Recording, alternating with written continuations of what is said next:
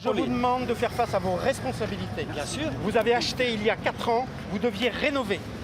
Vous avez laissé le bien pourrir. Non, il était comme ça. Je l'ai acheté dans l'état. Non, monsieur, nous avons des photos.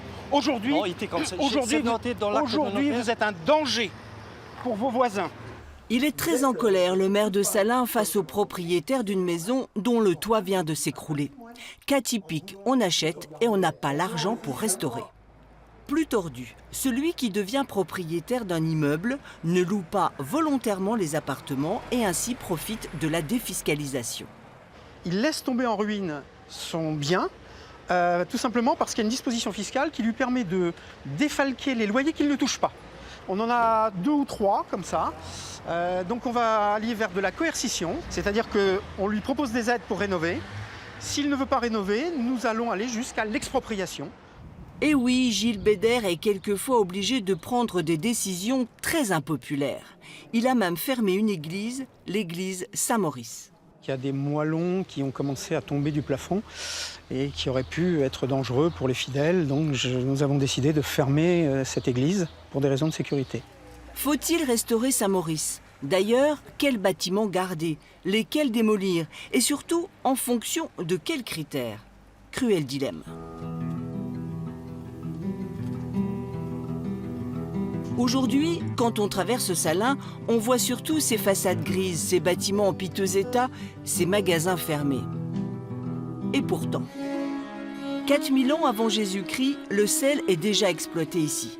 Ce gisement, le plus important d'Europe, fait la fortune de la ville durant plusieurs siècles. Un signe qui ne trompe pas, Salins paie énormément d'impôts.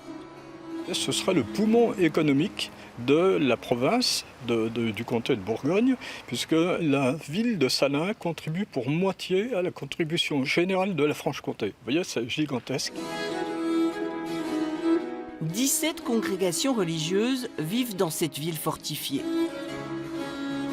Même les Templiers y possèdent leur chapelle avec à sa tête Jacques de Molay. Il deviendra le dernier grand maître et mourra sur le bûcher. Au XVIIe siècle, les Salinois érigent Notre-Dame libératrice, en remerciement à la Vierge pour les avoir protégés des mercenaires du roi de France. Tout Salins raconte un passé prestigieux, les églises, les fontaines, les hôtels particuliers avec des jardins magnifiques. Même certains escaliers datent du Moyen-Âge. Un chantier de jeunes les restaure. Hello. Bonjour. Pas la main, j'ai les mains. Et c'est des mains de travailleurs. C'est les mains pleines de chaud, c'est les coudes. Ça a l'air d'avancer. Bah, petit à petit, oui. Step by step. C'est superbe. Et là, vous imaginez pas le bonheur que vous allez rendre aux Salinois, parce que c'est leur escalier mythique. Ah. Et on s'était engagé à le restaurer. Et je pense qu'en 2 ou 3 fois, on va peut-être y arriver, quoi. Oh, on voit. Oui, il faudra bien plusieurs étés pour finir cette restauration.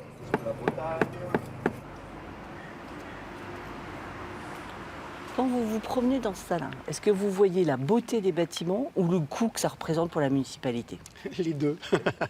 Le patrimoine est à la fois une charge et surtout une grande chance, à condition de prendre le problème à bras-le-corps, de l'étaler dans le temps, parce que nous n'avons évidemment pas forcément les moyens de tout faire tout de suite. Mais oui, pour moi, le patrimoine, c'est une porte d'entrée de revitalisation. C'est ce que j'ai demandé à mes services. Chiffrez-moi ce qu'il faut dépenser pour tout refaire. Nous arrivons entre 64 et 70 millions d'euros. Concernant les 3 églises, une seule certitude. Notre-Dame libératrice sera rénovée. Coût 400 000 euros. Puis le conseil municipal et les paroissiens devront choisir entre 2 bâtiments à restaurer. Saint-Maurice pour 2 millions d'euros ou Sainte-Anne-à-Toile pour 1 million. Faire des choix, toujours, cruel dilemme. Exemple avec ce pâté de maison à réhabiliter. Magali Bresson, étudiante en architecture, présente son étude après 18 mois de travail à 2 membres du conseil municipal. J'ai surtout retenu une phrase d'un habitant rencontré, pas très loin d'ici, dans la rue de la Liberté, et qui disait, pour parler de Salins, d'extérieur, ces anciennes maisons, elles payent pas de mine, mais à l'intérieur, on a des pépites. Ça a été des longs questionnements sur qu'est-ce qu'on conserve, qu'est-ce qu'on modifie, qu'est-ce qu'on va mettre en évidence. Sa proposition, Des appartements en duplex, une supérette, en élargissant la rue et donc en détruisant les façades. Je ne suis pas sûr que ce soit bien nécessaire de tout démolir. Vous trouvez que c'est un peu trop radical comme projet ? Oui, c'est ma conception. C'est ma conception. Non, pas forcément de génération, peut-être de sensibilité au patrimoine. Là, par exemple, sacrifier cette belle ensemble de façades, je ne le ferai pas. Ici, ces arcades, elles sont 15e ou 16e. Oui. Donc, il y a des choses, des pépites aussi. Oui, qu'il faut conserver. Qui font aussi partie de l'identité des petites rues de Salins. On a toujours ces portes arquées. Tout Salins est comme ça. Beaucoup de réflexions et d'argent seront encore nécessaires pour que ce projet se concrétise enfin. Faire du patrimoine un atout. Ces 3 professionnels du tourisme ont joué cette carte. L'impératrice Eugénie, l'épouse de Napoléon III, venait prendre les eaux à Salins. Le gérant de l'hôtel des Bains a restauré la pièce où elle recevait. Elle servait de dépotoir, exactement. C'est par amour aussi du patrimoine. On ne peut pas laisser une salle comme celle-ci dans cet état, dans l'état où elle était du moins. Robert Dété a craqué, lui, pour le Fort Saint-André de Vauban. Dans ce lieu, il accueille séminaires et mariages. Enfant, j'étais passionné par Louis XIV, par toute l'histoire de France, l'histoire de France en général. Donc dès qu'on rentre dans un bâtiment Vauban, on se dit « waouh, j'ai une chance inouïe ». Donc voilà, on réalise ce rêve de rentrer presque un petit peu dans l'histoire. Cette ancienne scierie a été transformée en maison d'hôte. Après un premier été d'exploitation, son propriétaire est ravi.